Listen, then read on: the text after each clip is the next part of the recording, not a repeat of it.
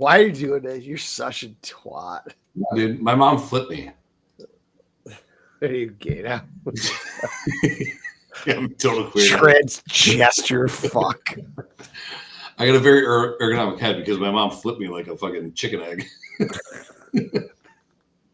I was yanked out with forceps.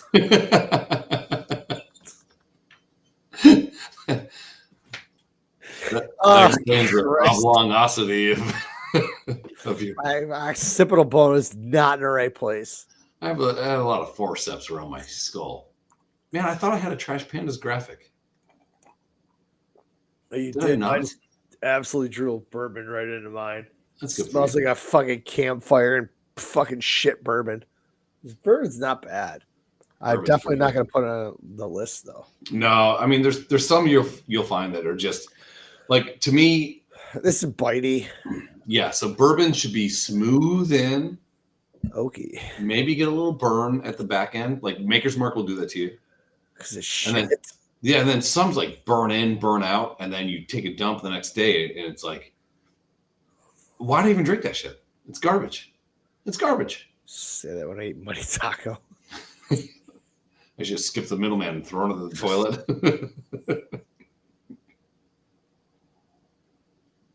Dude, we should make a reel that just shows us going through a drive-through, get some good food, just throwing it. Just goes home, and the next thing you know, we're Gronk spiking it right in the toilet. Then it cuts back to us going, "Man, that was such a good meal." We're all cut. Just yeah. We go from having dad bods to just being fucking absolutely jacked. Do a video called the Mighty Taco Diet. You want to get swole, dude? We should legit film a Mighty Taco Diet and then pitch it to them. Just tell them, yo, we're Buffalo people. You know how much money this is going to make you. Yeah. We're going to... The whole thing now is like starting a trend, right? Yeah. I don't want to throw a fucking trendsetter. So if the trend is to throw Mighty Tacos at a toilet, Mighty Taco's still making money. They don't give a fuck. But the thing is, I think we should be Taco Bell because Taco Bell's got way more money. Mm-hmm. And everybody knows that Taco Bell gives them the shits. This is what I don't get about Buffalo. Let's say that you have money, right? And you have money enough to... I'm Jewish. What was that? I'm Jewish. Okay, yeah. Oi, and you're like, oh, it's cold. Let me take notes about all the fucking cool. Hold my sweater over my shoulders a little tighter. I have people in my family that are Jewish. They wear yarmulkes. I'm covering all the bases, dude. Retarded Jews. Rip Billy. No, let's say you have the money to start a franchise, right?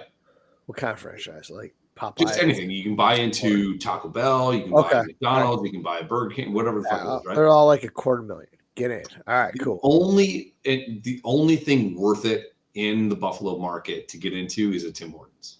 Yeah. That's it. Why you would buy a Domino's pizza franchise in fucking Buffalo is beyond me. The only way you do that is if you had a location that wasn't accessible to Better Pizza or any pizza. If you're right next to like Buff State, maybe, or like or UB or something like that, like where it's walking distance from a bar to whatever, where you can do like the handout pizzas. But still, like, it makes no sense. There should be no chain restaurants in Buffalo.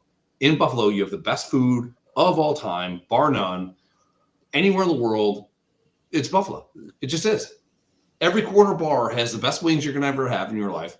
They have fucking pizza rolls. What the fuck? You know? Go ahead, Darren. Yeah. Pizza logs. Sorry, pizza logs.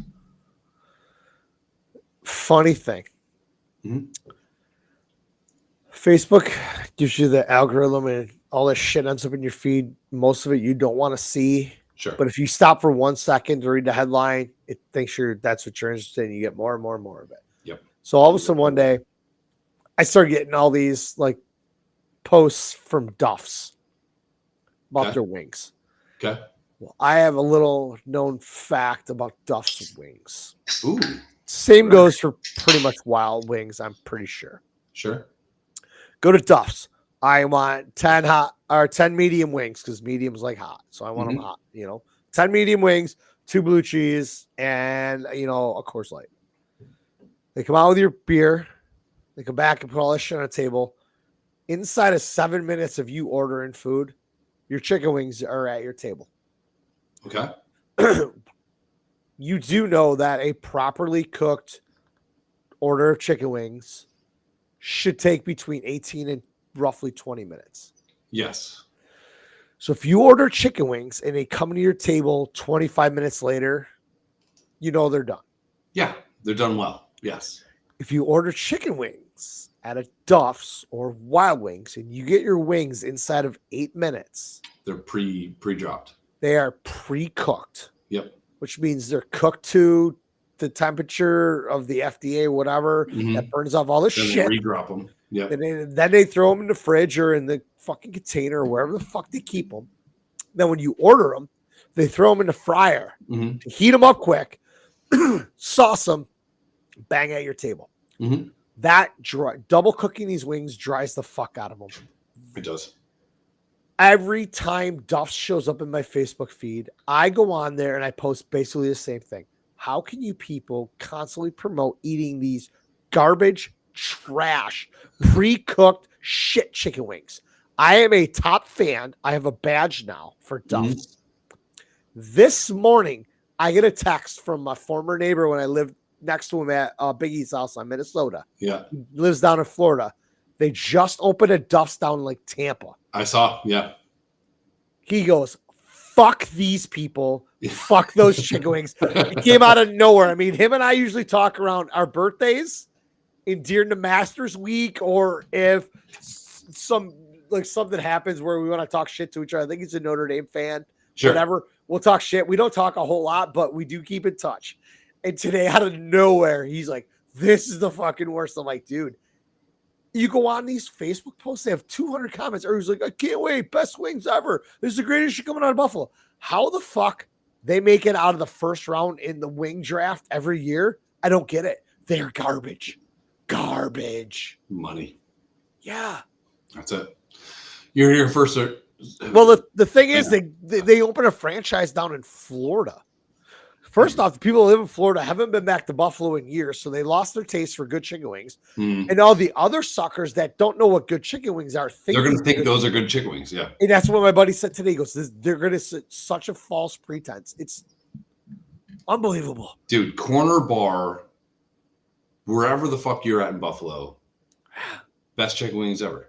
I would rather buy Anchor bar sucks all the dicks in the world. From fucking 7-Eleven that have been sitting on a roller for most of the day than eat at Dolts. Two Dolts, Chris and Daryl, yeah, they run shit. Current world events and forever on some dumb shit. Fun lit with a Bush Light, especially, even though they always getting banned, allegedly. Crack a bourbon, peep the sermon, it's just 2 Dolts. And you know they hold it down like it's 2 ropes. So crack a bourbon, peep the sermon, it's just 2 Dolts. Taking over in the game, bringing new hope.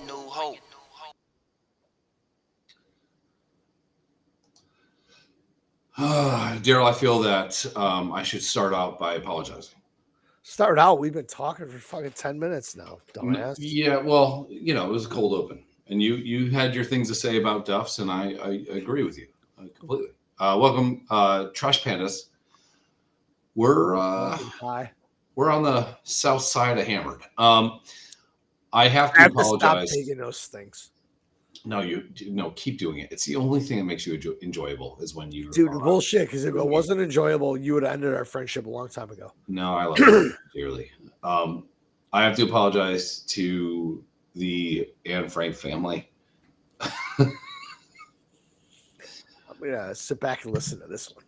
I feel bad for what I said. Your comments, the foundation, everything that Anne Frank really stood for, and all the vitriol we're getting on the internet is palpable. And I'm sorry, and I apologize. But you're all dead, so it doesn't matter. Go ahead, Daryl. I got a question for you. I was gonna ask. If you Air One is back and in full force tonight. It is over my house somewhere. It just keeps going back and forth. So Back and to the left. somebody stole some shit they weren't supposed to steal. Mm. You know, Dude, I saw this video of another day in the fucking ghetto. I saw this video of this. It was in Florida. I didn't save it as a clip though, or I would play it. But this kid who was at some technical college or whatever, so he's like 20, that had a bright future, quote unquote. Oh, dude, I think I just saw this story. Yeah. Literally, I think I just saw this on the shitter. We have the same. I was shitting too. So they're interviewing people, and they're like, "She has no right to shoot him after he leaves the house." Is that the one you saw? I don't know if that was the one, but it was something about a kid that went to rob a house a few blocks away from where he lived, and they said, "How is he supposed to get close for college?" Yeah. It's the same one. We were pooping at the same time. We have a problem. We spend too much time. So how is he supposed to get close for college without breaking into people's houses? And now he got shot and killed, which is very sad. But at the same time, is it though? At this point, is it? I stopped feeling bad for these people. You want to know what's going on here in Buffalo? Tell me. We have rogue groups of people on 4-wheelers and dirt bikes. Oh yeah, that's 4th level hood. So these 5th level is horses. These are never. They may be owned by people, but they're never registered. They're never insured. Okay.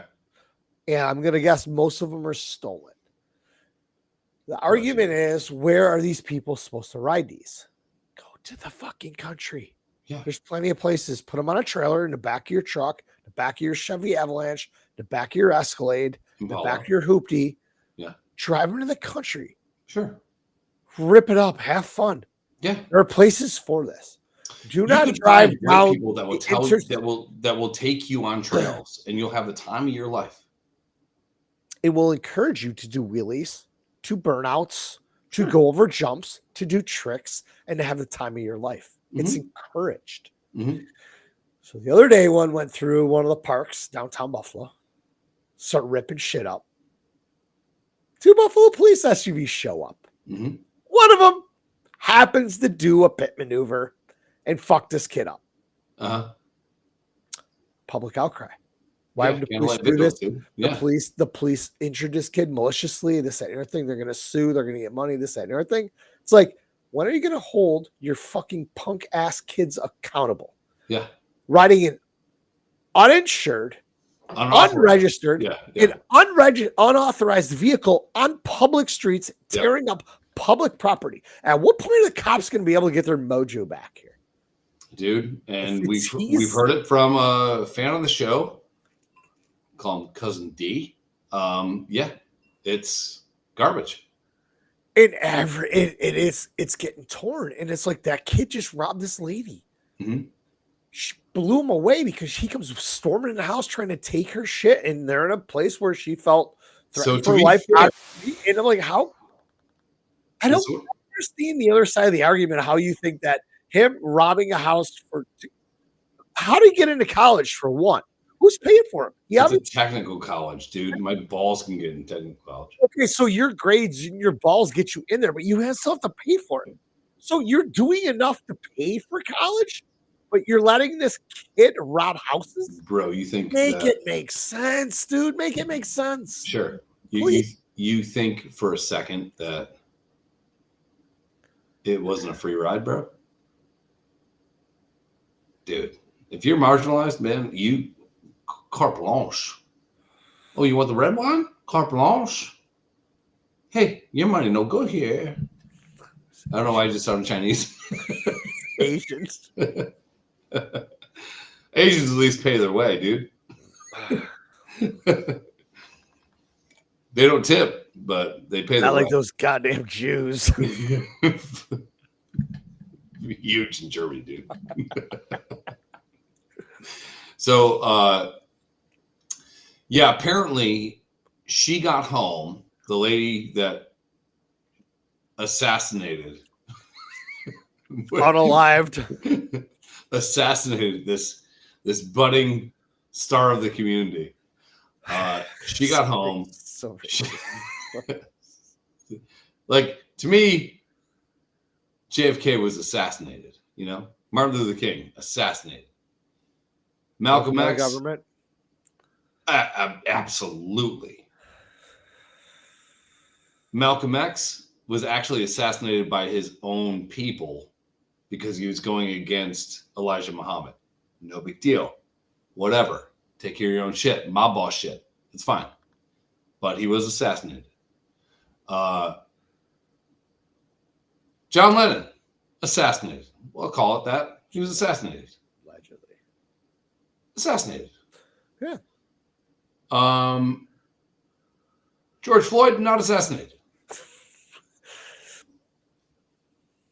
It's like the anniversary of that shit going on right now. It's close. Yeah. This kid, there's going to be candle. Dude, the only people making money off of this shit are the guys that sell those little candles with little paper holders. In t-shirt companies. And those candles are all A. Frank. Dude, they got their hands on everything, dude. Ode to A. Frank. It's L. Frank. Smell like diarrhea in an attic. They're like, another charge, you guys. Mount up. We got to burn some candles. So, yeah.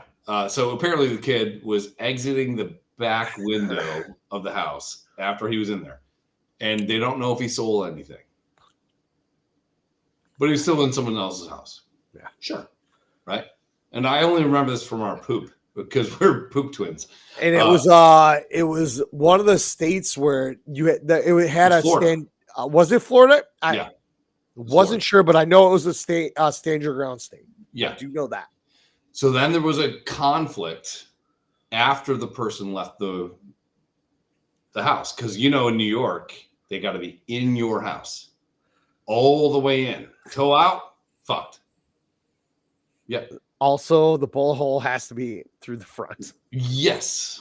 There's certain guidelines. North Carolina, if someone's jiggling your door, you can shoot through the door, blow the brains out. It's all good. I was ready to do that during the BLM things. Oh, I remember. Yeah. I was sitting in here with my shotgun.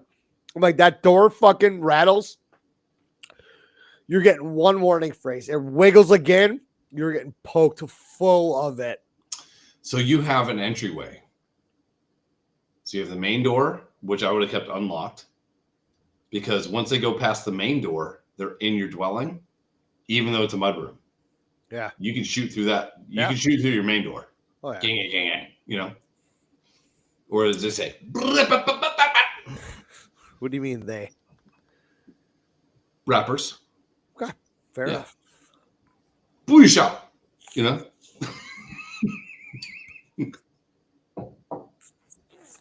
Now we're Jamaican gangsters. Yeah, dude. The story's getting worse. It'll be some random ass fucking black gangster. No, I'll be Jamaican, dude. So apparently there was a conflict. And credit to the lady, right? Shot one time. Shit, that was almost really bad. Shot one time. Shot rings out. There was no Nate Dogg. Informer.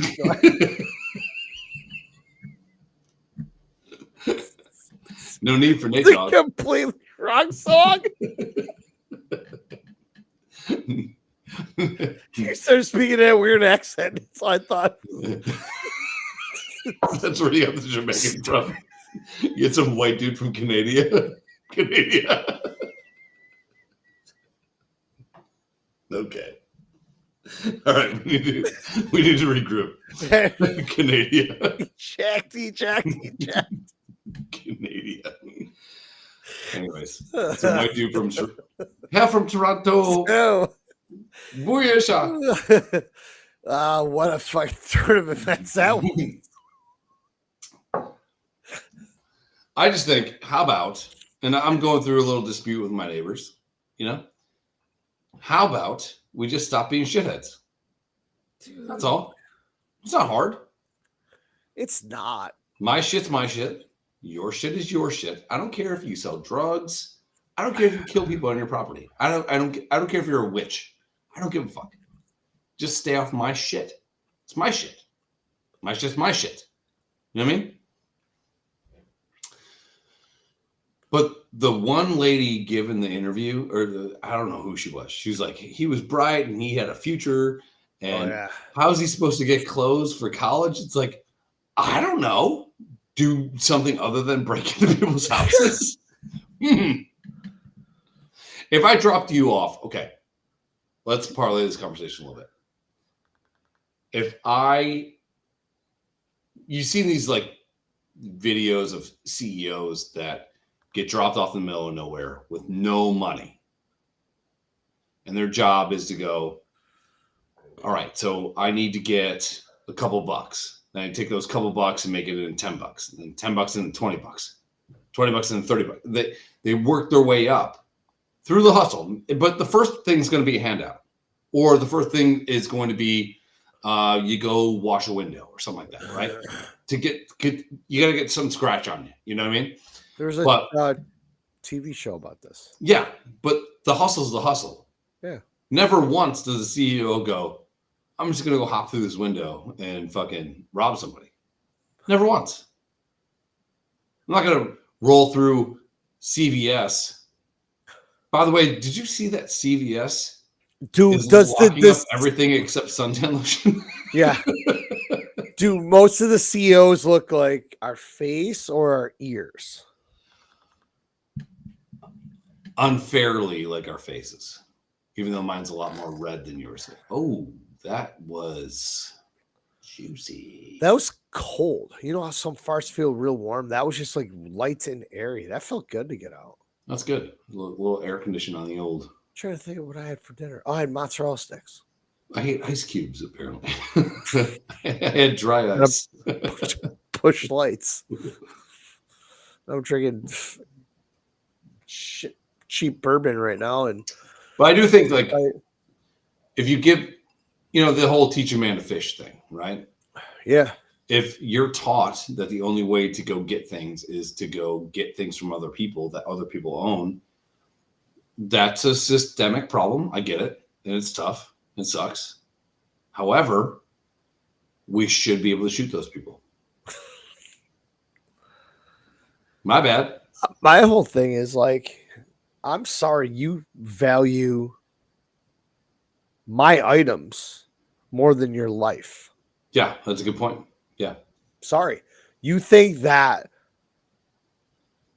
a couple $100 in my envelope in my room, my TV is worth maybe a watch is worth you fucking ended up dead.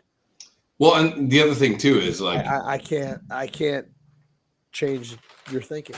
Yeah. I could change your appearance by putting more holes in you, but the chick goes, well, people just don't know like how he grew up. It's like, right. But there is a set precedent for the game, right?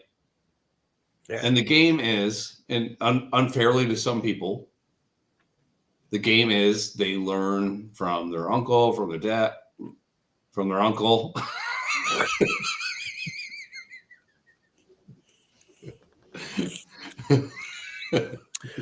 We like to apologize for the dad figure being inferred in their life there. I mean, we missed. Yeah, that's on us. We all. It was really funny is on Facebook, if you do a marketing ad, right?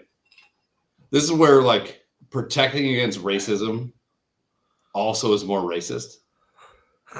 So if I say something is safe and secure,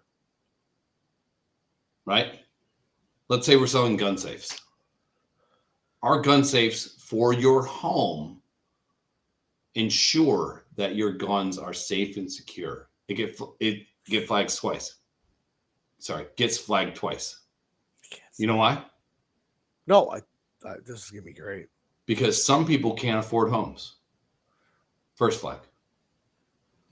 Safe and secure is also racist on Facebook.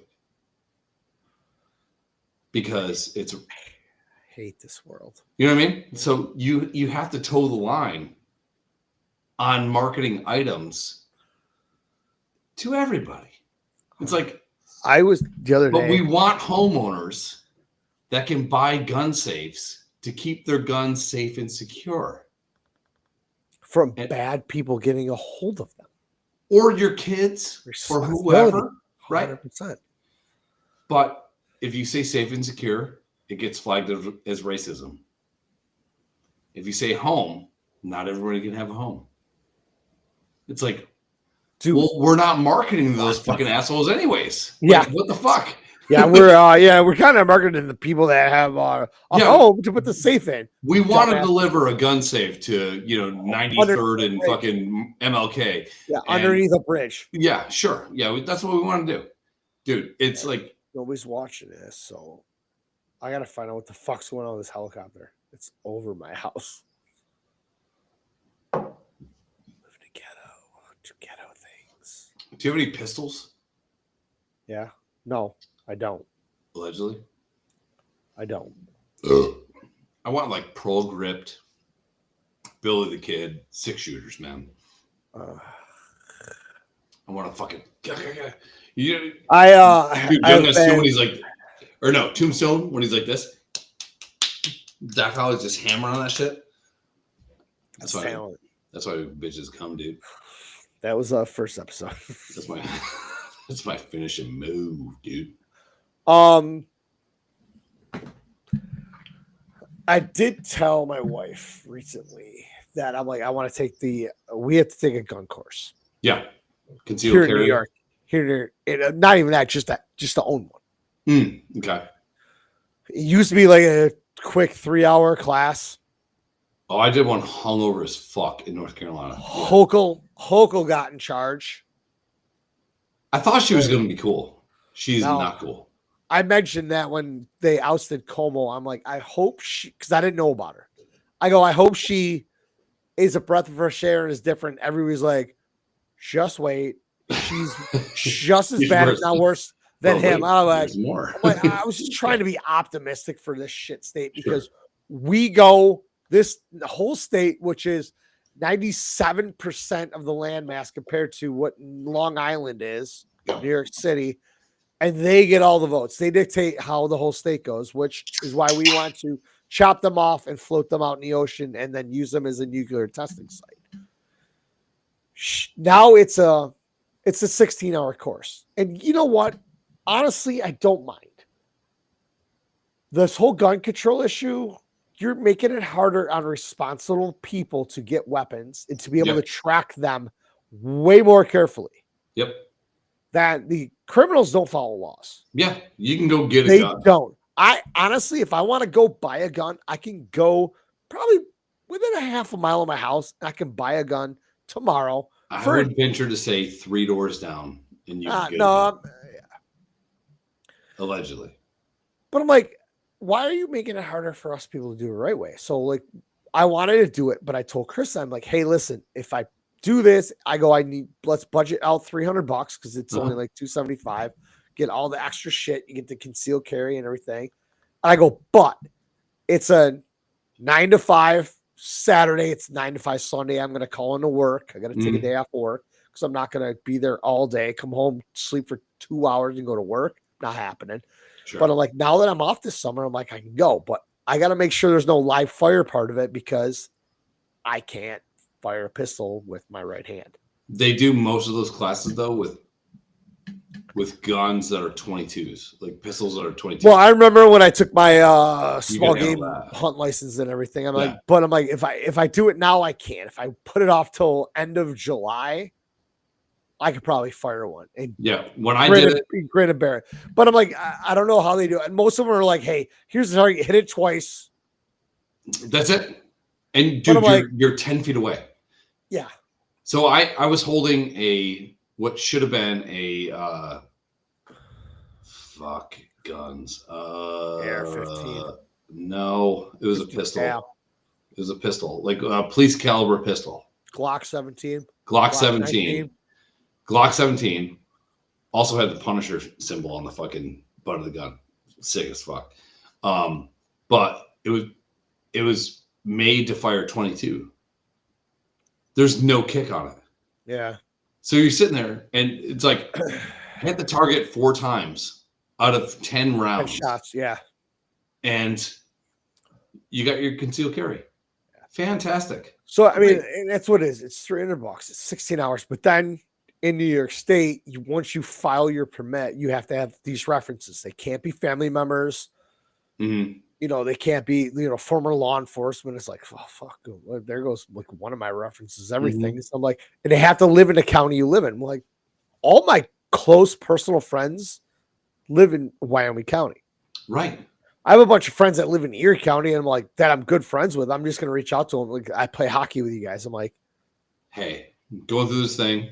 I'm going to get my fucking pistol Yeah. permit. I'm like, you vouch for me. Obviously, I'm not a fucking complete another douchebag. And because I asked the Cheektowaga resource officer here, and I'm like, dude, can I put you down? And he's like, dude, I'd vouch for you in a second because I know where you live and I know why you're doing this. I understand it.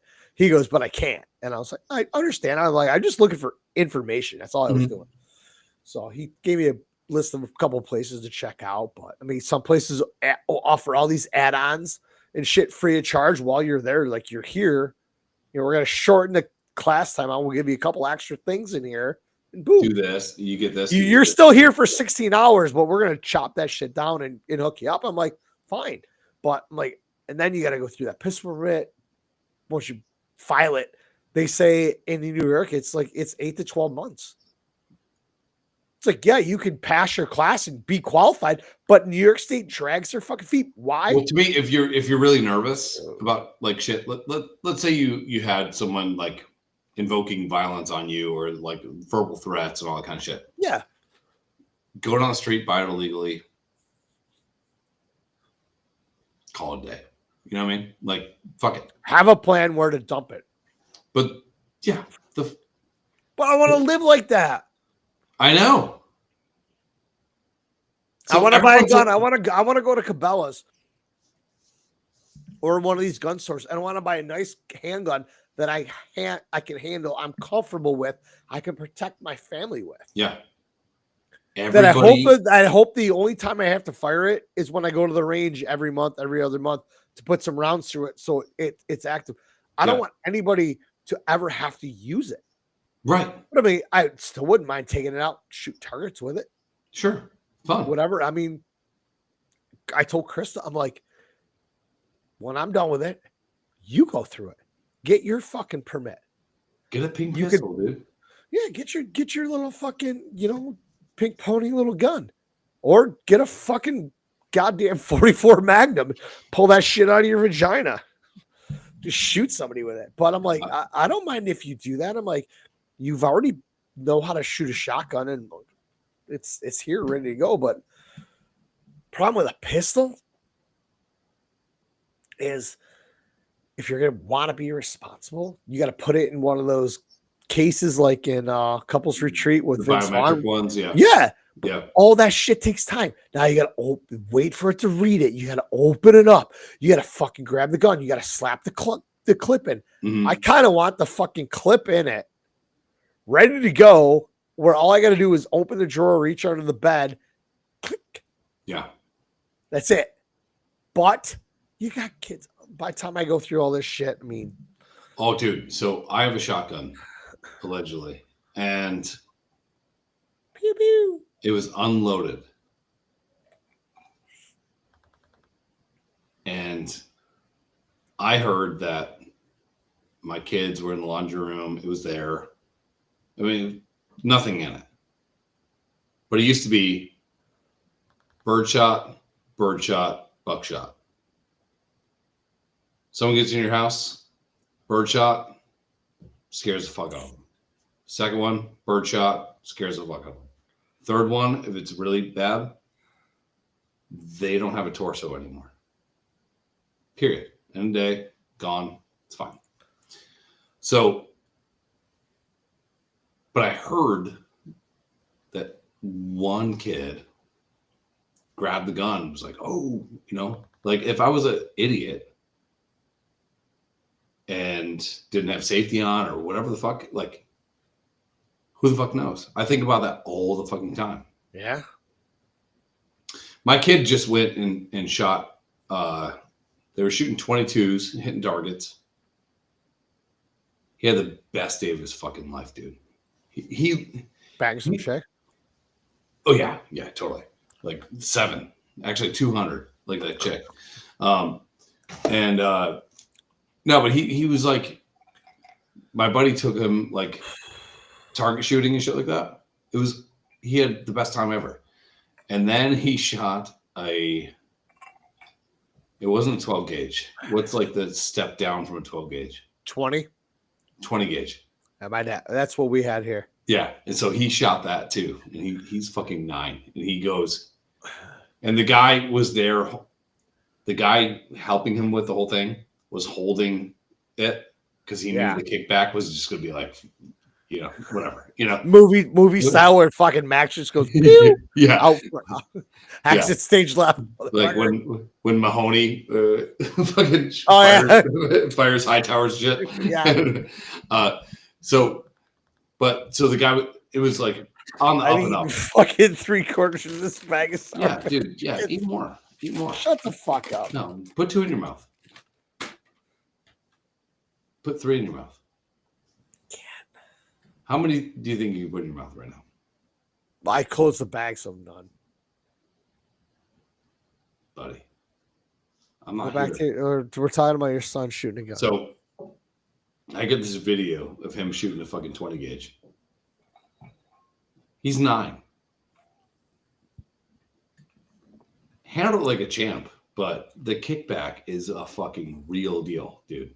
Well, he didn't get the 12 gauge though. Dude, when you first fire a 12 gauge, like it'll rock your fucking shoulder. Yeah. We used to have like 55-gallon drums everywhere because we used to go get like ice cream that was a reject from like Perry's ice cream and feed it to the pigs. So we had like so many 55-gallon drums. And we'd fuck around with 22. 22s are the best, dude. I love to shoot. Yeah. Yeah, if you want to step up 2, 2, 3, awesome. Yeah, it's not big stuff, but 22 but when you go from kick at a semi-automatic, and it was great for hunting like chipmunk, squirrel. Of course, yeah, shit like that. But Houston's birds like crows, that was fun. But going from a 12 gauge, going from a 22 to a 12 gauge, that is like what?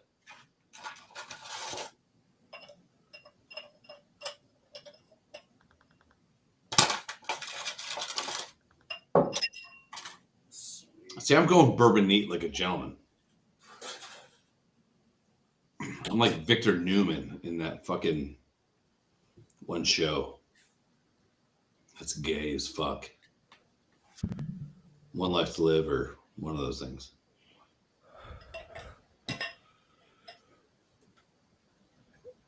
We went. Oh, I just got really drunk. Hold on, wait. Okay, go ahead.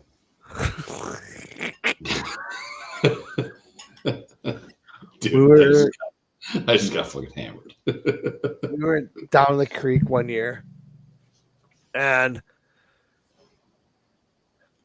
dude, Air One. I haven't heard Air One.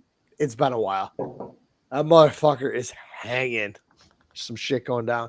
So anyhow, we went down. I love that last noise though. I do enjoy the cork inside the wet bottle, and then the. Dude, this part of bourbon. First of all, it has nothing to do with pirates. When you pull a cork out of a bottle, yeah, you kind of feel like a pirate. Yeah, I kind of felt important that like you get certain wines and you have a cork, and then other wines just have twist top. Yeah, like all these bourbons I've been drinking have a cork in it, and it makes it. Yeah. I'm like, it's a thick glass bottle. I'm like, I kind of like this. Yeah, you're like unhappy, well, happy. Yeah, you just know you're. This is probably why we're drunks. Yeah. That one. that one sip you get. How great is it when you're kind of hungover? I'll tell you one thing, man. And you have that first sip of beer when you're hungover, and you go, ugh. Second sip, third sip, ugh. The second sip gets rid of the first sip. It's Yep. like, okay, now we're kind of leveling out. Yeah. Or I've had days where I know it's going to take 4 beers to get back to fucking normal. Yeah. And do you get panic attacks? No. Yeah, me either. No, I don't. Krista does. I do all the time. Medication for it. Oh yeah, but no, I just live in the real life, and I'm like, okay, this is me. I'm this. There's times where if I'm having a panic attack and my friends have no idea that I have these, I will take ice cubes from a cooler and put them in my hands because I can feel the cold. Okay. And it kind of like resets the panic chakras a little bit. But dude, yeah. So, but if you go balls to the walls till like 4 a.m. and then you're back on a boat at fucking 10, there's no way to be normal. And no, you know that too. You're like, all right, I messed up. I did the right thing when I woke up at like 20 minutes ago. Yeah, I didn't have coffee. I drank some water. I ate some aspirin. Try to knock this hangover out. We all know hair of the dog. Mm-hmm. Have a couple beers, and I'll be all right. But I know I'm not going to feel the greatest, so I'm just going to kind of, I don't want to say take it easy, but I'm just going to we're going to walk into this. Yeah. And that 4th beer, you were right back 12 hours ago. Just fucking yeah, dude. Fucking Eye of the Tigers just playing fucking on repeat. Dude, but between the first and third beer, dude, I'll tell you the story. I was on this boat. I was hungover as fuck. Had the shakes. Not like alcoholic shakes, but like displacement, vertigo-y shit. I have a question about bourbon. Okay. You first pour it over ice. You give it 30, 40 seconds before you take a sip. It bites. Yeah. But the longer it gets colder, it tastes like caramel.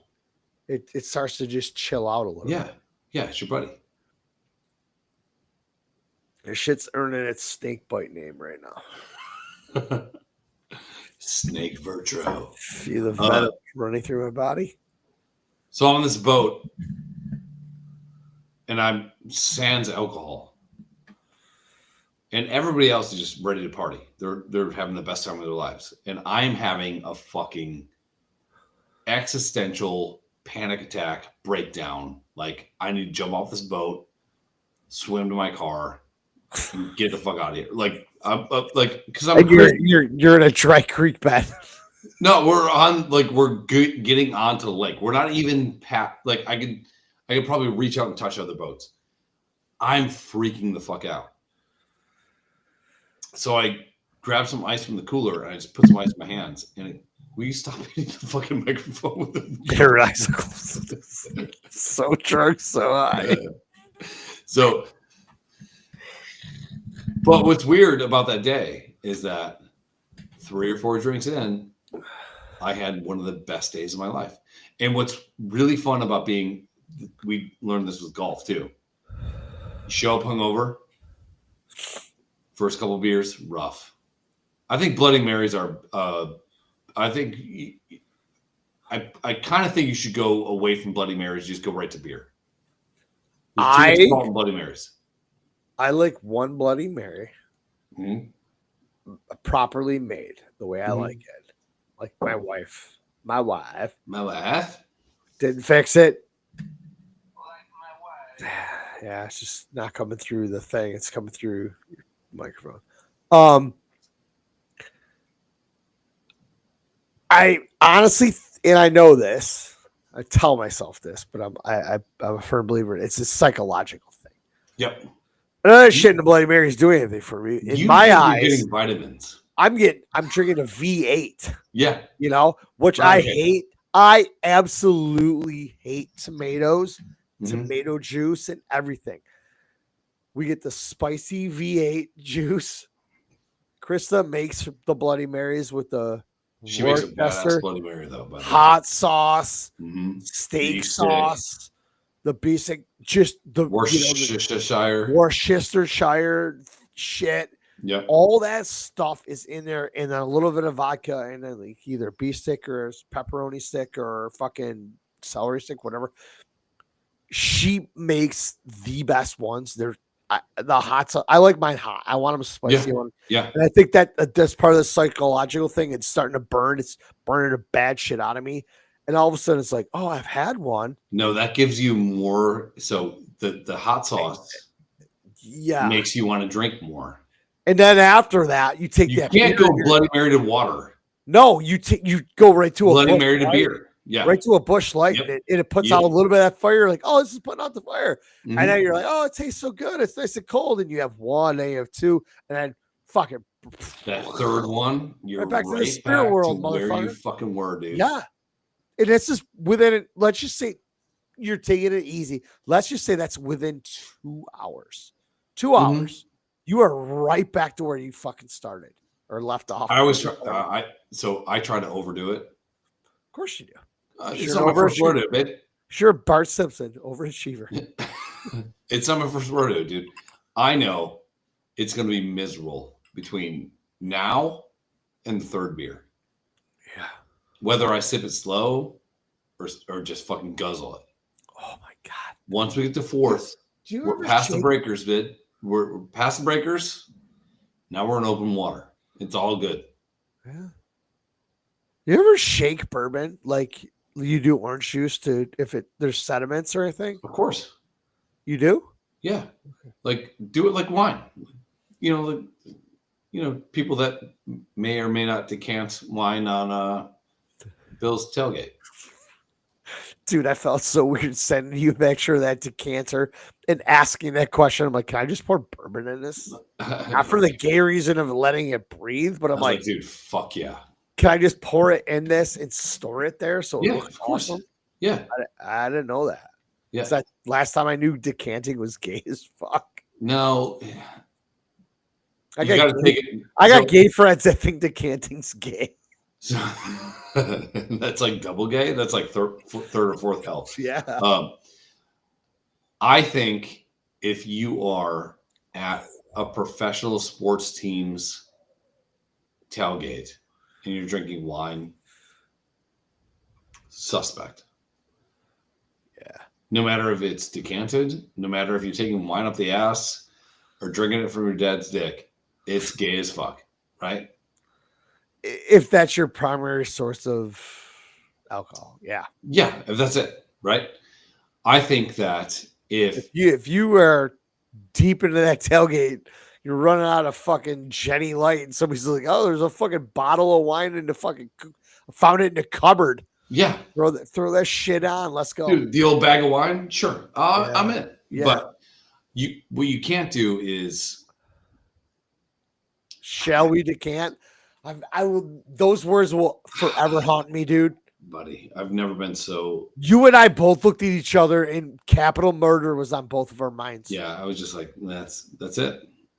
That's the end of a friendship at that point. It was close. It's over. It's done. Lasted a few more years.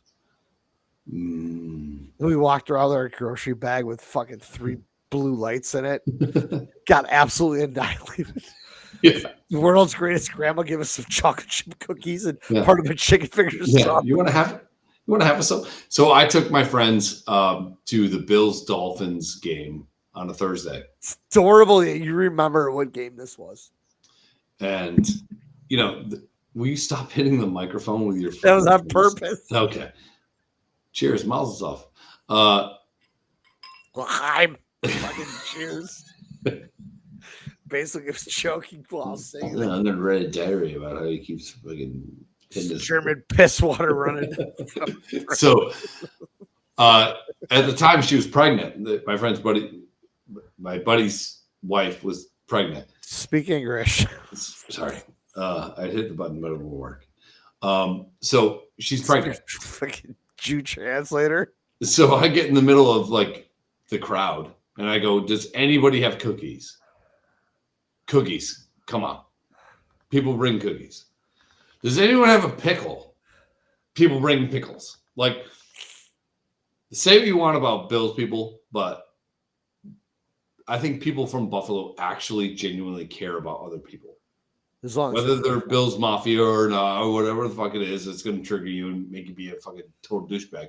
But if I was walking around yelling "Go Miami" that day, I would have been lynched. they were wearing.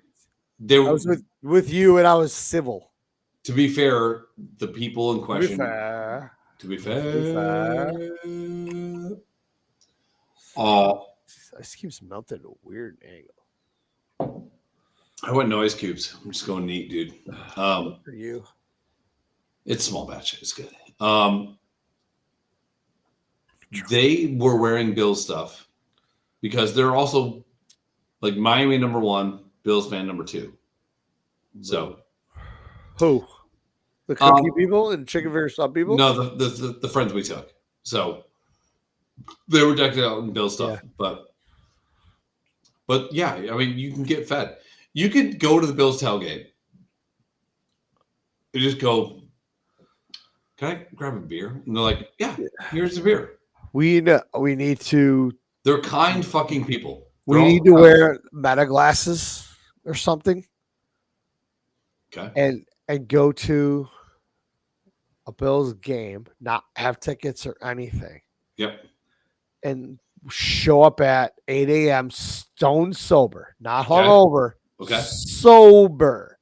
Like, as in, we go to bed at 11 o'clock the night before. Okay. I like where this is going. We get 7, 8 hours of sleep. We get up. We have somebody drive us to the area of the Bills Stadium. Yep. We walk in with, let's just say, $20 each in cash in small bills. Okay. Can we get drunk? Hang on. Go ahead. Complete your thought. Timer starts at 8 a.m. We both have $20 in cash. Okay. We are there, and let's see how drunk we get by 12:50. I would think criminally drunk. And do you think we're going to get fed?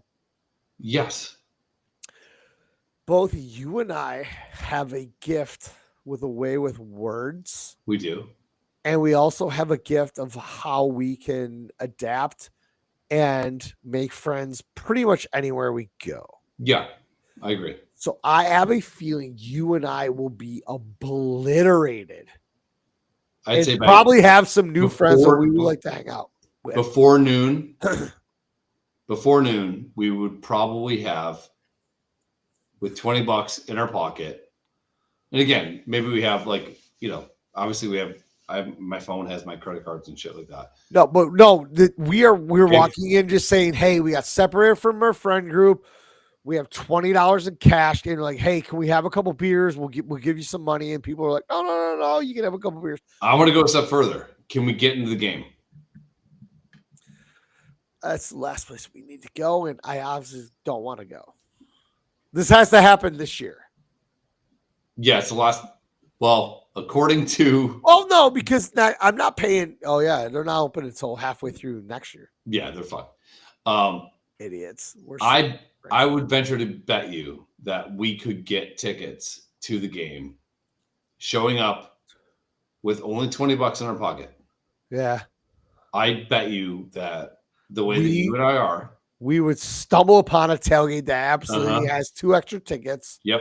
And like, you guys are fun as fuck. Let's go. Yeah. Our friends have our tickets. We're fucked. We're in the middle of nowhere. Yeah. And Buffalo people will take you in, man. They just will. Some of them will. We would obviously find the right crew. Yeah. So a lot of them are douchebags, but we could definitely find. Sure. I mean, that year you and I showed up, and that was the year we bogarted your friend's tailgate. We stood over the cooler full of beer. Same year, right? Right. Yeah. We just made one big loop. That was a year that you failed to check that your windows were unlocked. Yeah. when you kidnapped me. Mm-hmm. Mm-hmm. Yeah. Which is why I'm glad you don't have a pistol. Which is one of the funniest fucking stories ever. And I remember how mad Krista was that day. But we talk about it now, and she just fucking laughed. She's like, that motherfucker. Like, how did you think ahead? I mean, that was some seriously fucking forward thinking shit. Yeah. And then we ended up having one of the greatest days ever. Yeah. Wait.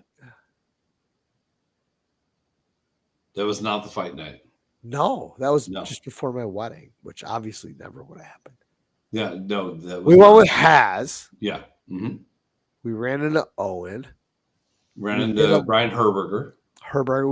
We did the lab. That's where we ran into the sweet old lady in part of the. Mm-hmm. That was more on the northern side of the stadium. Yep. We had the chicken finger subs. Yep.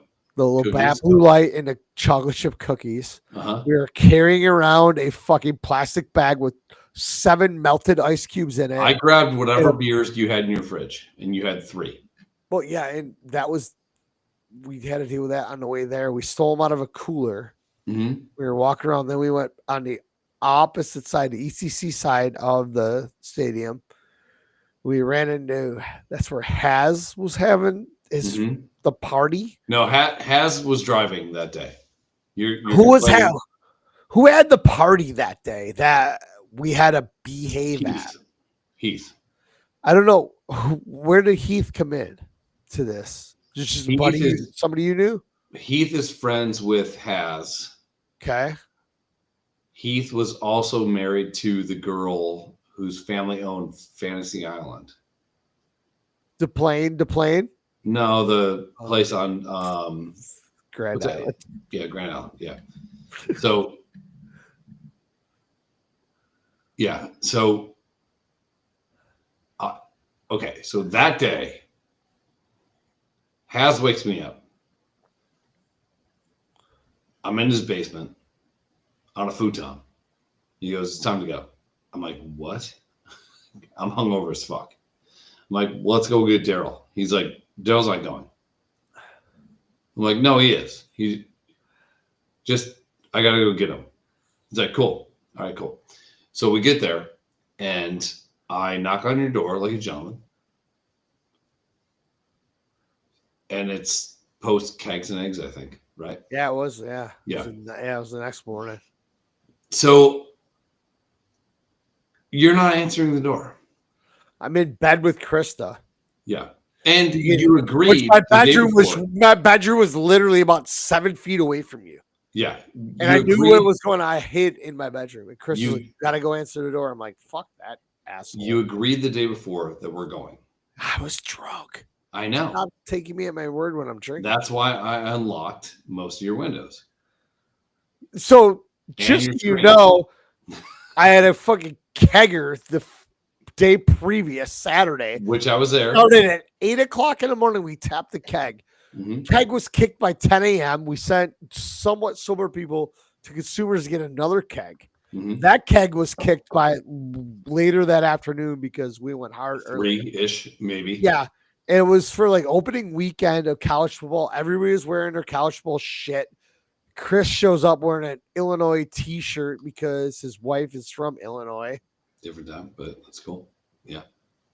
So this dickhead, unbeknownst to me, goes into my house, walks through my house. It's only, 900 square foot, small little house. Unlocks all the little locks on the windows and your screen. and the doors and the screens. Well, even if the screens were those little push levers, he pushed them just enough to pop them loose. Mm-hmm. So it was just like, boop, and I'm in. Mm-hmm. I didn't know this shit.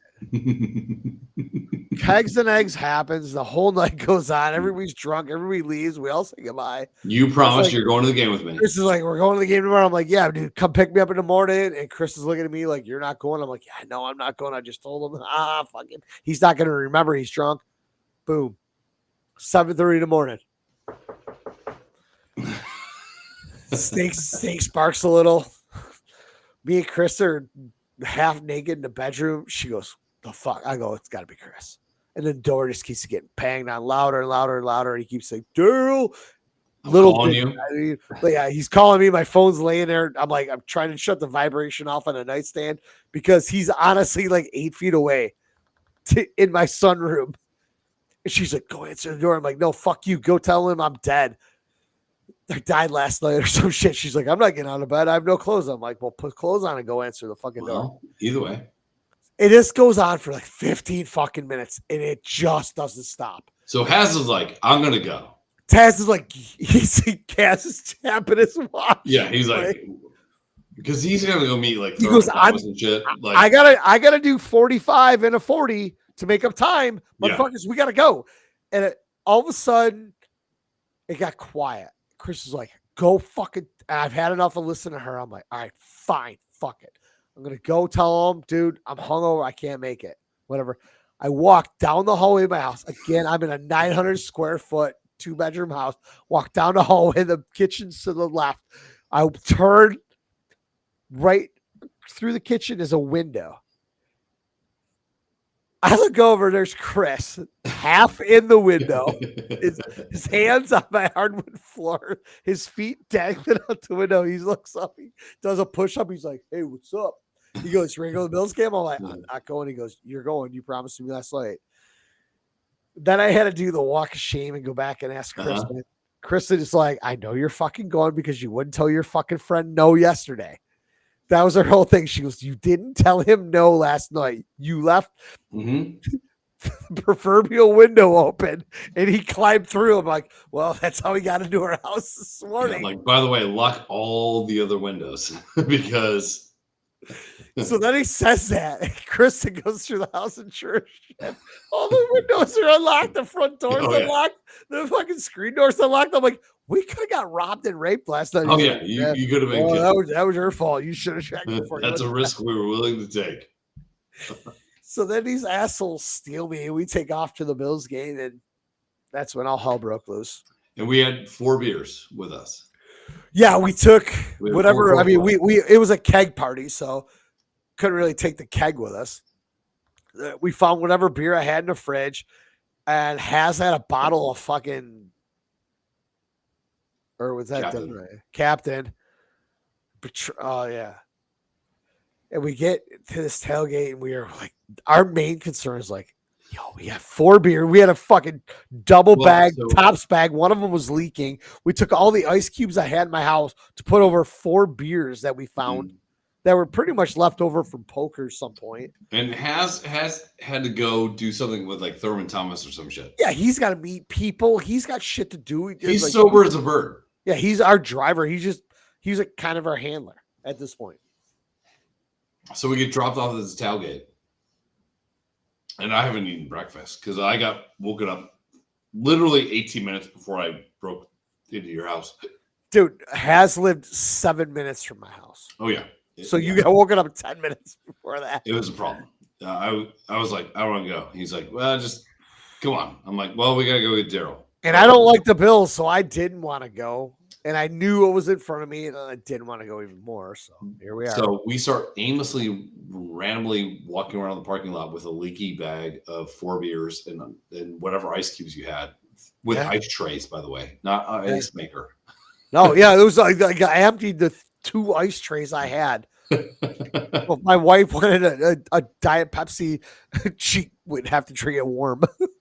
Joke's on her. And the first place we went to was this old lady's fucking tailgate. No, that was later.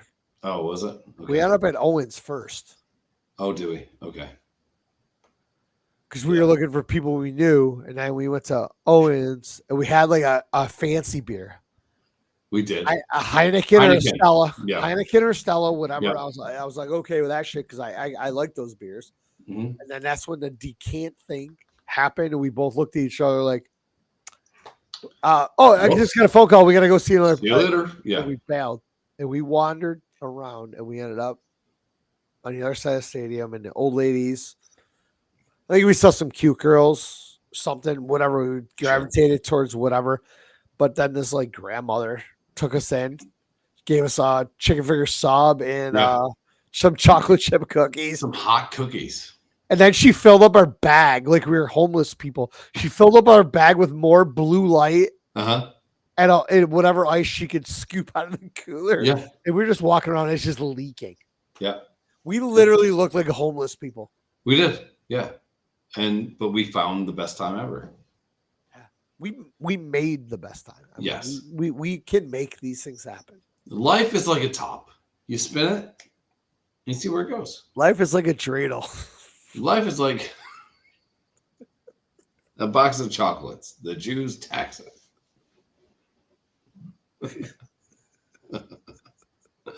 The beers, Jews.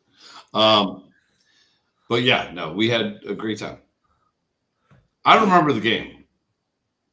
I don't even know who the Bills played. I don't even know if we went inside. We did. I know we did. Was that the year? Okay, so we didn't even get to the good part. We keep glossing over this. Okay. Was that the year Has took us, left us to the Wild because he had obligations because he was not the year with your cooler. No. Okay. Was that the year with the other cooler of the tailgate party we bogarted? When we took the cooler over and wouldn't let anybody drink out of it? That is the year, yes. That was the best part of the day. Yeah. So we stumbled upon this like corporate party that we have no right to be at. No, because everybody's literally wearing button-down shirts. Yeah. And we are disheveled. Yeah, we're absolutely blowing big numbers that day at this point. We mounted up on each corner of the cooler. Well, we got into the tailgate. The hard part was getting in. Yeah, that was Has. So Has let us in because he knew somebody that worked for that company. When we met up with Has to let us in, that is when we were fucking smoked. Mm-hmm. And then he left. We were looking sketchy as fuck, and he's vouching for us to be normal human beings. Mm-hmm. And they're looking at him going like, I respect you. You're a good person. You got a great job and this, that, and everything. And he's looking at us going with our fucking Tops bag with 7 ice cubes and 4 blue lights and it's leaking. We look homeless, and they're like, but your friends. No, don't worry. They will not be a problem. Just make sure you point them towards the beer. They'll be fine. So now we're next to a Winnebago with a huge, you could have fit a gray white shark in that fucking cooler. We end up stocked with beer into this tailgate party, this velvet roped off with all these Harvard fucks. Uh-huh. Everybody's got Ralph Lauren shirts on or some sort of fucking sweater draped over their shoulder. Cal. Yeah. We are Cash. sideways drunk, and it's 10:30 in the morning. We're like, where's the beer? I was like, you guys should get some food, whatever. We've already ate. Where's the beer? Yeah. We had a half of a chicken fingers of each. So they're like, all right, this one guy is supposedly in charge of us. He's going to keep an eye on us to make sure we're not going to hit and run. Because that was the one big thing. Yeah. They thought we were just going to steal all their shit and leave. Sure. We're like, no, man, you invite us in here. We're going to stay here. We're going to make some friends. Yeah. You got alcohol. We made 0 friends. We made 0 friends because we came upon the largest cooler I've ever seen. I've seen some big fishing coolers. It was big. You ever see the new commercial with Post Malone and Peyton Manning in that big ass cooler? It was like that. Mm-hmm. We stood in front of that, smashed beers because everybody was decanting their wine and they're all too cool. Yeah. So all that shit ran out. All those assholes didn't want to get drunk in front of their bosses. Yes. But we were like disheveled pieces of mess. Hey, we're gonna get drunk in front of your bosses. You tell us what you need to tell him. Yeah, we're your middle guys. Oh, Carl. Oh, dude, Carl's the best, dude. Fuck you. Here you go, Carl. Yeah. We were a problem. We stood in front of that cooler with our arms crossed. People are asking permission. Yeah. Is it cool?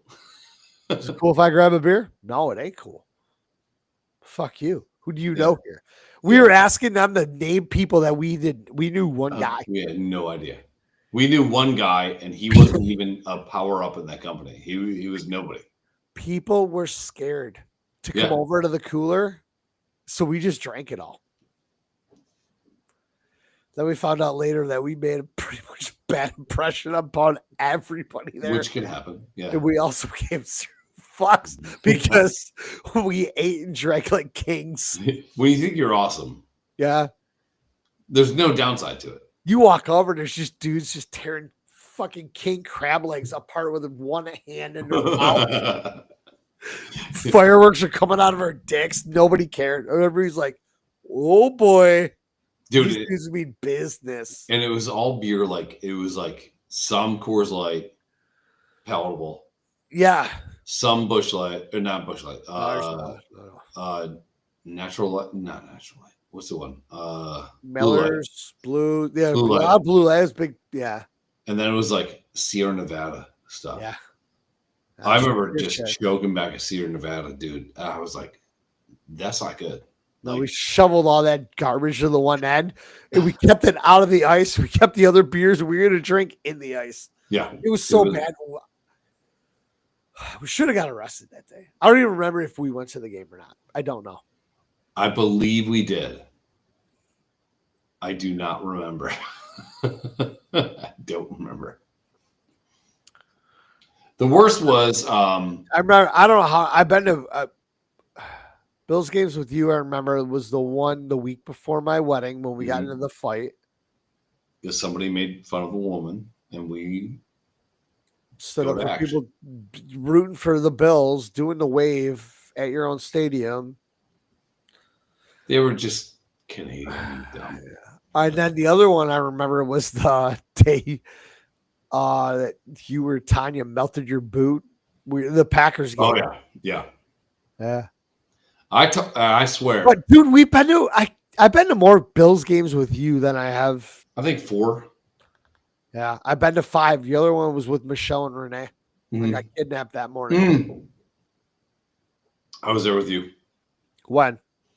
With the dude with the twisty mustache. It was no. Michelle and Renee literally broke into my apartment. I got home at 4 a.m. Seems to be a theme. She came into my apartment because she knew where her spare key was after she left 84 messages about abducting me. Comes into my fucking apartment, wakes me up. I was asleep for like 3 hours. Forces me. She might have had a gun. I don't know. Gunpoint. I got dressed. I didn't have a ticket to this fucking Bills game, nor did I want to go. I just got home. I was out with some chick some night before. She forces me into her Explorer out front. I was living on Minnesota. Not Minnesota. What's the other fucking road off North Forest? Potomac. My house was like one before the corner. I get in her fucking Explorer. I sit in the front seat. She puts it in drive, creeps up to the stop sign, stops. I hear. Yep. And I look at her. I go, what the fuck was that? She goes, don't you fucking worry about any noise back here unless you want to get stuck with a knife. This is Michelle. Yeah. I don't trust her at this point because she's shady as fuck. And Sure. she's friends with a fucking Mexican, Renee, who we're going to pick up down the road. We go and pick up Renee down on Pine Ridge. We pull into a 7-Eleven, which is, I know exactly where it is because I drive by it going to Vinny's. It's at Pine Ridge in Walden. Oh, yeah. Drove right through the fucking intersection into Pine Ridge. They go inside. They get some Sprite. They get some this, that, and the other thing. They come back out. Next thing you know, we're going down Walden, headed towards the 90 to go to Orchard Park. Renee's in the back seat, and all you hear is glasses clinking and fucking vodka splashing everywhere. She's making road jumbos for all of us. We're fucked up. Get to the game.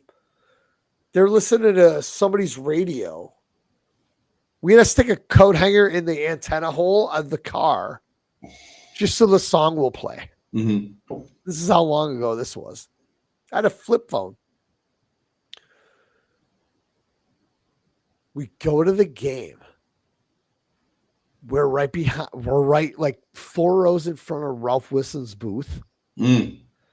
And it's got to be like September. It's got to be a relatively early season game. And it was against the Patriots or the Jets. One of the two.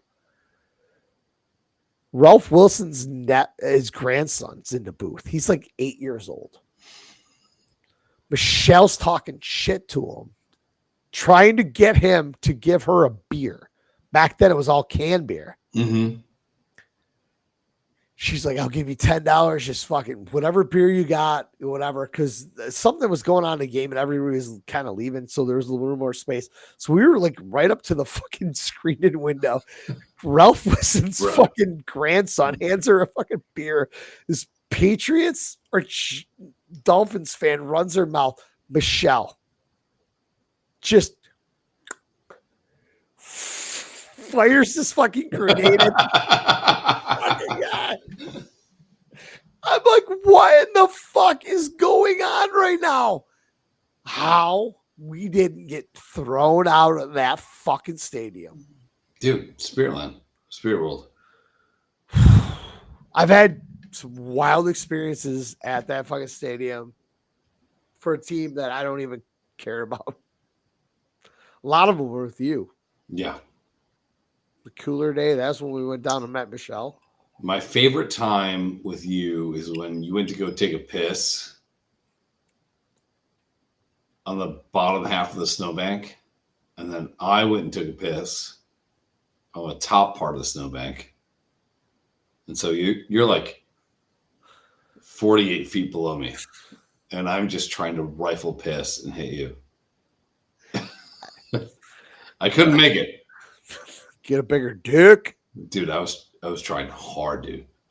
You just hold it in. Yeah, you just I'm trying to put the pine needles in my dick hole to make it fucking make it cooler. The only thing I want to do is just piss on you. But that was the dude, that parking lot was mud. Yeah, it was. Remember the one year keep showing up. The one year you, me, and Haz were there. Yeah, it was. That was the mud year. Is that the park? That's the park of the year. Yeah, that we were wearing. Someone, thank God, some genius in our group thought ahead. Yeah, probably has, and had all the little rain ponchos for us. Yep. We were drinking mimosas in Ted's parking lot. So that is the yellow cooler year. That might have been the fight time. I don't recall. Allegedly. The fight time is when we had the yellow cooler. That was when we went to that bar across the street, O'Neill's. They wouldn't let us in with a cooler. But the guy said, I'll just leave it here. And he goes, I'll try to keep an eye on it. I'm like, dude, help yourself to the beer. He goes, just get the fuck inside. We went in. I think we went in to grab a bite to eat quick and a couple beers. We came back out and guys like, get your fucking cooler out of here. Mm-hmm. We were walking down Southwestern as a year.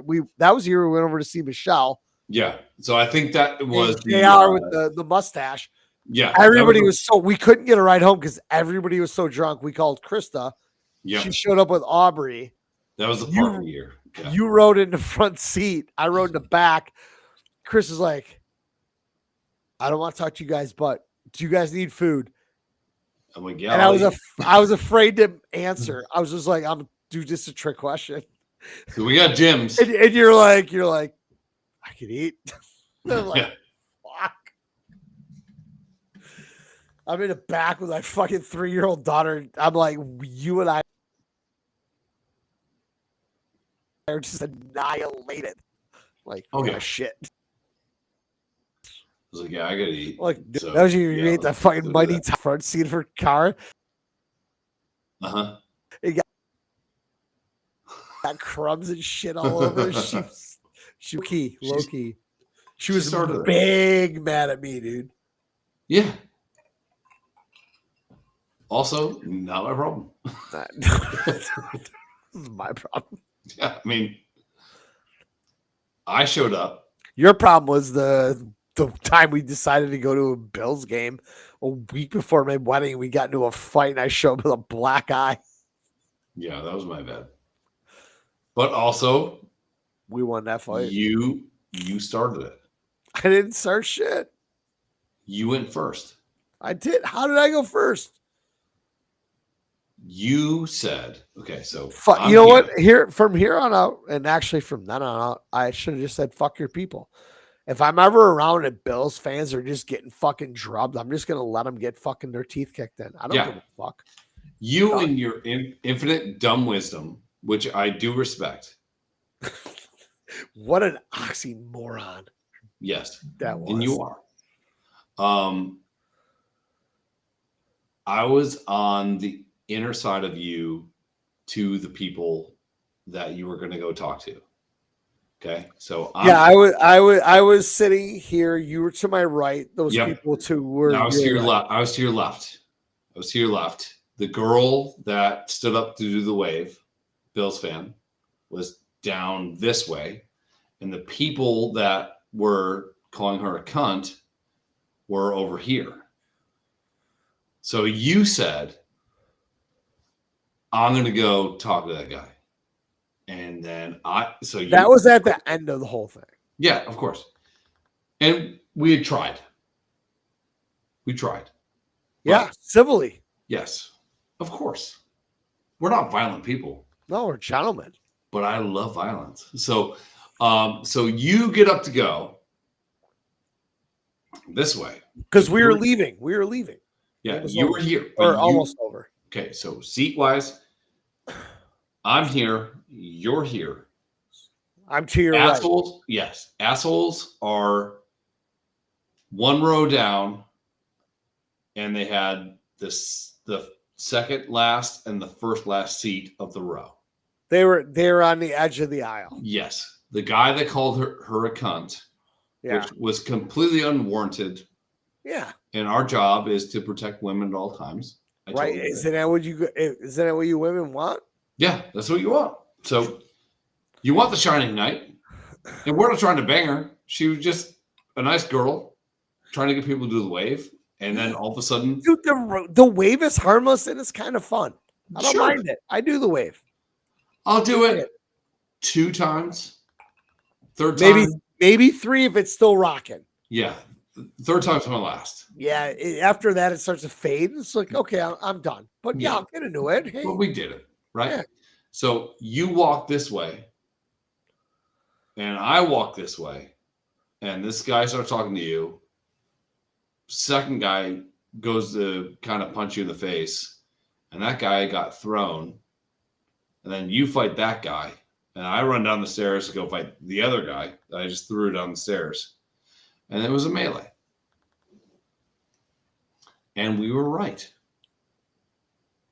What? We were right not only in our mind, but in the people's mind. Yes. Because finally, justice. I went over and I walked past those guys out into the aisleway, and I came down, so I was eye to eye with them, which put me at a disadvantage because I was like a row below them. Yep. And we all know about no higher grind. And I was talking to one dude, and I explained to him, I'm like, dude, you're being a fucking twat about it. I go, you guys are in the same team here. She's just trying to have some fun. And his buddy rose up, which kind of somewhat unbeknownst to me, he was about ready to dive over one seat and clock me. He's going to hit you in the face. Chris grabs him, somehow yeets this dude like 7 rows down. So at 7 rows coincides where you walk down the stairs and you hit that flat spot and you turn and you walk out the tunnel. We were right there at that point. Yeah, he flew to the flat spot. He flew to the flat spot, bounced off a couple of people, which caused some more chaos where everybody's, what the fuck's going on? And then I think they realized that these dudes were dicks and everybody backed off. Me and the other dude were brawling. You got clipped in the face.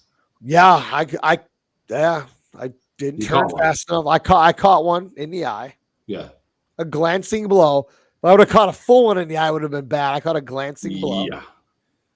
Me and this dude were getting throwing down. Chris is on top of this dude in the seats, throwing down. The next thing I know, I got my armpit pinched, and I hear, let go, Erie County Sheriff. I did the same. I went fucking I did this. limper than watching a fucking porno movie and a transvestite walks in. Just whoop. Yeah. I did the same thing. Chris just I did this. Hands I didn't off. put my hands up. I just kind of gave up. And I'm like, all right, dude, because I could feel it came in from the left side, and I got fucking pinched. Good pinch. Like, I was like, all right, I got put up against a concrete wall. Yep. Same. Guy went through the whole thing. Don't resist. Don't resist. Erie County Sheriff. They separated 4 of us. I got put up against the wall. Chris was over there. The other 2 dudes got dragged through the hallway outside, and we all got separated. The cop's like, don't resist. Don't resist. I'm like, all right, man. It's all good. Yeah. I was limp. I'm like, he's like, don't move your arm. I'm like, I don't know where you need me to be, man. What do I do with my hands? Yeah, Ricky Bobby. And before Ricky Bobby, I was like, all right, cool. He goes, hold still. A couple minutes later, I'm like, all right. He goes, I'm going to release you. Don't turn around. No sudden movements. No nothing. He goes, you got anything on you? I'm like, no, sir. I turned around like from here to this. Just like, and I'm like, when can I put my hands on? Like, you can put your hands on. Like, that's what it does. He basically told me that too. He's like, all right, relax. Yeah. And I got frisked and I was like, all right. He goes, I'm like, relax, hands up, relax, hands down. Yeah. We're going to hold on to you guys for a hot second and we're going to explain some things. All right, cool. So we sat there, kind of made a quick little conversation. And the guy goes, all right, we know what happened. He goes, hold on. You had to regain your flip-flop. Oh, yeah, I lost one of my flip-flops. Which was the funniest part of the whole thing. Yeah, this is the best part for Chris is because I'm an adult and I like to wear flip-flops, not thongs, slides, whatever. I don't like socks. I don't like sneakers in the middle of when it's hot as fuck. I was wearing flip-flops. We had a catch. I didn't tell the because I was off balance and I was like, yo, go get my flip-flop. The second we think we're not in trouble, he goes, first thing, can I get my flip-flop? He goes, can I get my flip-flop? And I'm like, I start laughing and just calling him a dick for wearing flip-flops. He's like, you can see the fucking brawl in the Bills game. Where's flip-flops, you fucking nerd? Yeah, we're not here to fight, obviously. He's wearing slides. Like a blackhead at a pool party. Just like, all right. So they hooked me back up and they asked us literally 2 questions. They're like, hey, we saw what happened. Everybody here corroborates your story. We're going to hold on to you too. Sure. For a minute. There you go. Yeah. While they get arrested and get banned from this place. Yep. And they're like, after that, we're going to, we got 2 questions to ask you guys and you're good to go. They said we had to leave. Yeah. They're like, are you hurt? We're like, no, do you need medical attention? Nope. I'm like, his eye sucks. And I'm like, man. She's a little warm. You couldn't find your contact. Oh yeah, I couldn't find my your eye still. Yeah, I was at the top of my eye when he clipped me, which he caught me like right at the top of my cheek. Yeah, across into the part of my head where I can't feel anything. Yeah, my car accident, and when I closed my eye, it moved my fucking contact up on top of my eye. I'm like, I have no idea if anybody sees a contact. Everyone see a flip-flop? Yeah, they got my flip-flop back, and then the pain set in for mid contact being over my eye. So I got to go to the bathroom and fix that shit. Yeah. And they're like, you guys are good. I'm like, you need a statement? They're like, we saw what happened. Some like everybody corroborated your story. Yeah, some guy that was there. Yeah. That had some sort of like maybe one of the ticket guys that tells you where to go or some shit. Usher. Yeah, he was like, dude, he saw the whole thing. Yeah, these guys acted appropriately, as we always do. Yeah, and he's like, that guy went to punch that guy. That guy stopped it, started to fall. They all brawled down here. He goes, they were literally defending themselves. You guys jumped in and broke it all up because the cops were there in a fucking heartbeat. In a fucking minute, dude. And they're like, just fucking relax. It seems like a long minute though when you're in a minute fight. Dude, when you get your fucking arm pinned behind you by a fucking SWAT team, you're like, I'm good, man. Yeah. And I could tell I can tell they were Canadian because the back of my shirt was it was halfway up my head. Smelled like poutine. No, that dude was trying to yard sale me and fucking Rob Ray me like a mother. He was trying to tie dome me, but I was on top of him. You know that's not a Canadian thing. It's just anybody that's played hockey. Oh, okay, yes, but I can tell they played hockey. Okay. But dude, he was getting mercilessly punched in the face. All right, so that was the cooler game, right? Yeah. Where was my cooler? The entire game. The back of Chad's truck. So after the game, we went and saw Chad. No, they were still in the game because we got kicked out. We just went and grabbed. Dude, it was at the end of the game. The game was over. It was the end of the fourth quarter. I wouldn't say necessarily, but we grabbed our shit and then we walked. So I have this yellow cooler. It's a Wix cooler, W-I-X. I got it at Ames. Anybody that knows anything from Western New York, it's Ames easily 20 years old at that department store.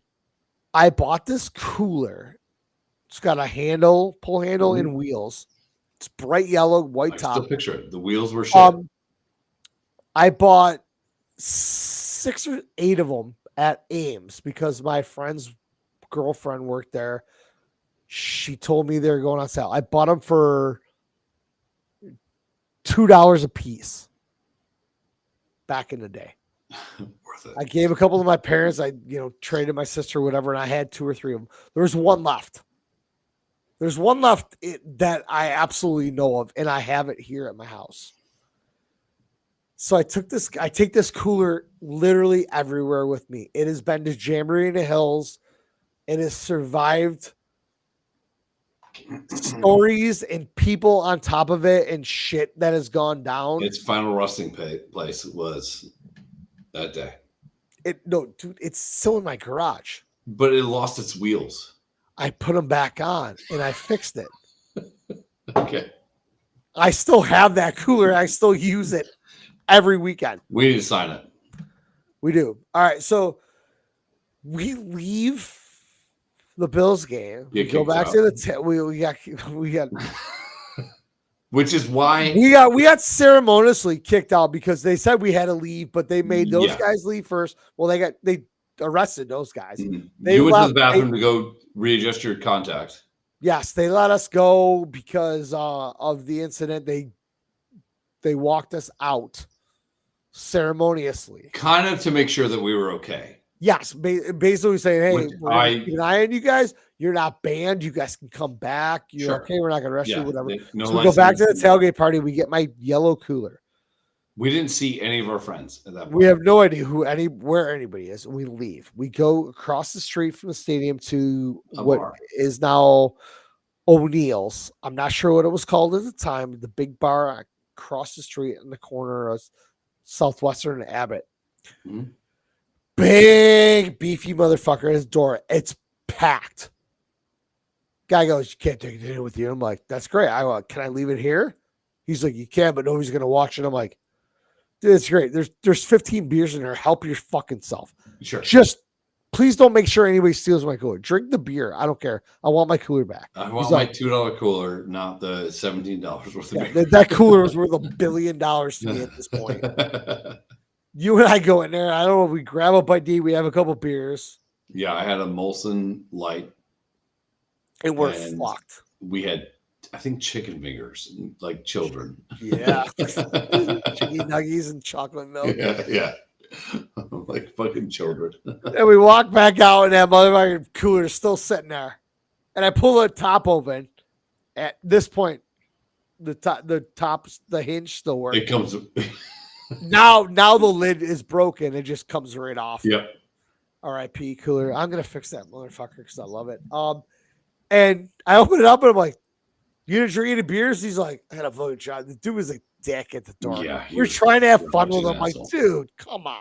And we're like, we just got to fight, whatever, like, trying to bond, through Hey, violence. there's a cooler full of beer, and like, just tell one of these chicks they got to chug a beer or show you your tits, Sure.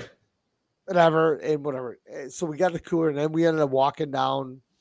Oh, yeah. Southwestern, right? Yeah. Okay, so this is where it gets really hazy for me. And I think I had obviously pre-drunk before the fight, hammered, fight, adrenaline, cops, more adrenaline. Erie County Sheriffs, bro. Yeah, but that was the big dogs. For the first time ever, I would say that law enforcement yielded the correct response, right? So, So we go to this bar, and I think I had one more beer, but I think I was on such an adrenaline crash that my brain was just like, all right, fuck it. You got it from here. Like, my brain does not remember.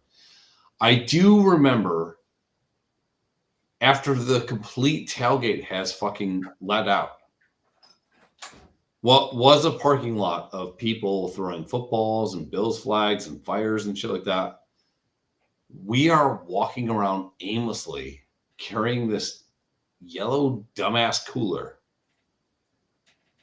And I don't know how Krista found us. I don't know how she got to us. I don't know where all the people went. I don't know anything between having a Molson Light or maybe like 7. I have no idea. But like that adrenaline crash, dude, was fucking insane. But when you get in a fight, I don't know. There's just something weird that happens to you where, for me, personally, when I get into a fight, I don't think I've ever been happier in my life. If I lose or if I win, I just have this weird rush of joy. It's me against you. And I beat the fuck out of that guy. Until my shirt was over my eyes. And then the police got me. So he probably could have got some shots at me. He did not. But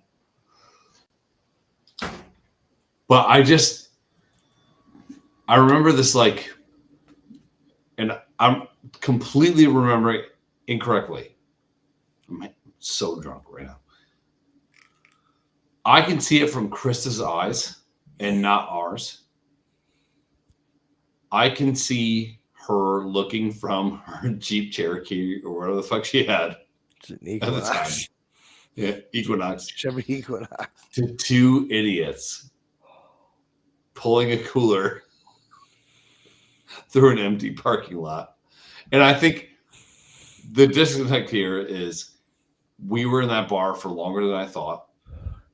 Yeah. And in my mind, we walked in, we had a beer, we had another beer. We had a beer, we ordered chicken fingers, and it came out quick because they're so busy.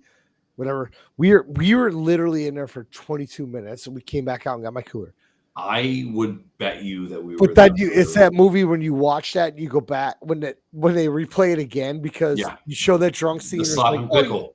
Yeah, it's you go back at, and now the clock shows we were there for an hour and a half. Mm-hmm. Aubrey was in the car that night.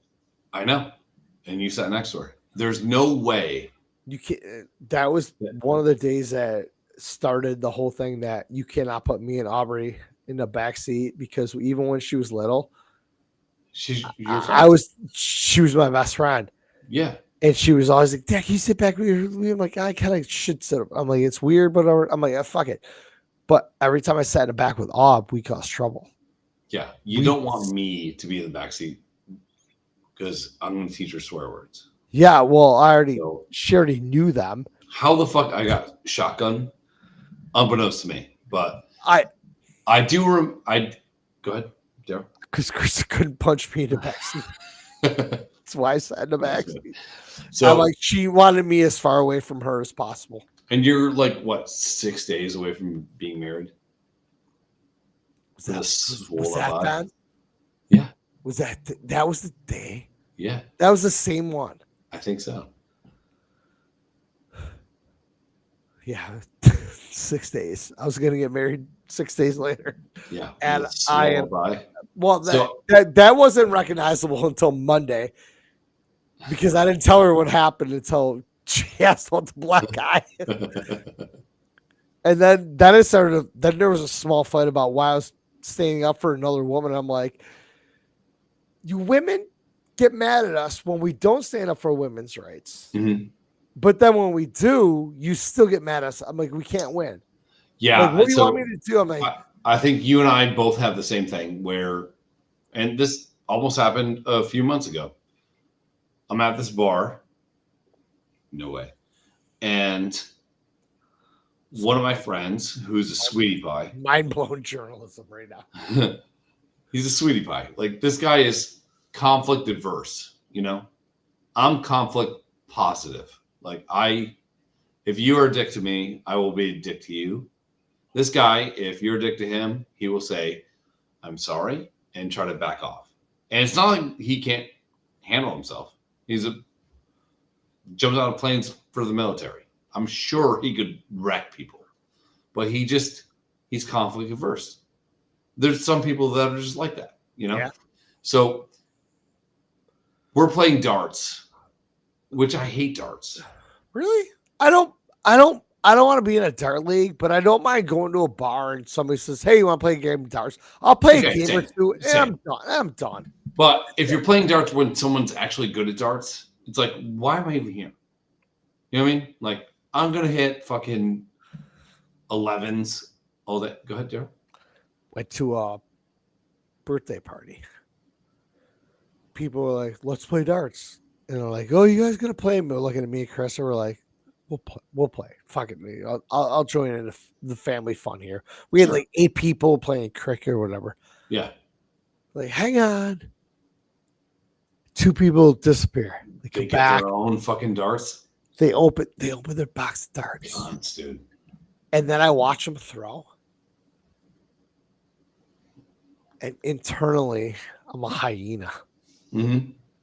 And then I go, do. And the thing's like, double X / triple quadruple, go fuck your mom in the asshole, whatever score that got.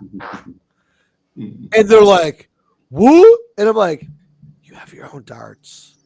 You play in a dart league. I play darts once every 2 months. Did you smell my fart? Awesome. Yeah, I did. Yeah. That's good. I'm like, it's hot. You're awful at this game. Yeah. I'm okay when I'm drunk. Like your purchased darts are not going to levy what I can do because I'm just a drunk. Yeah. And we play, there's cricket. I have a system and I stick to it. And if I have a partner, great. They can fill in. Wonderful. I try to go top down in cricket. I do love 17s. I got a little different system. It's close to that. I love 17s. We've been playing a lot of gotcha. Love it. Strategery is in that game. If you don't want to be first. If you're first, you want to put up a low score. Mm-hmm. You don't want to go real big because somebody's going to catch you. Somebody can always catch you no matter what. But I don't mind like staying behind in that game. But it's sometimes I don't mind bar cricket, but I do mind when people point chase. Point chaser or point whores, where they just smash that all day. Same thing. Yeah. Okay. Oh, that's the same thing. All right. Yeah. When you point chase it, like if you close out 20s and we got an X on 20. And you go and you're trying to close out 17s, you go 2 for 17 and then 1 for fucking triple 20. I do not respect that at all. And nobody in a dart league would actually respect that. Yeah. I've been to the point where I'm like trying to close something out and I hit 2 triples by accident. It jacks me up. I'm like, listen, I didn't mean it. Yeah, And there's you got to go to times- the, you got to go to the people you play against and say, I'm not that good Hey, of a fucking yeah, dart player. I'm throwing darts, dude. Like I have no idea what I'm doing. So I'm at this bar. It's probably my second favorite bar around here. Vinny's number 1 bullet. Golden tea, baby. Yeah. Now it's Vinny's is like got legit. Like Vinny's just kind of a fucking blue shit. I took my the bar was at a weird height, so I walked in there today with my immobilizer on because I never know when I walk into a bar who's gonna try to hug me and shit. Like yeah. Earlier today, you got to show your weakness. Earlier yesterday, Friday, because it's Saturday now. Is it Saturday? Oh, it is fun. Oh, absolutely it is Saturday, dude.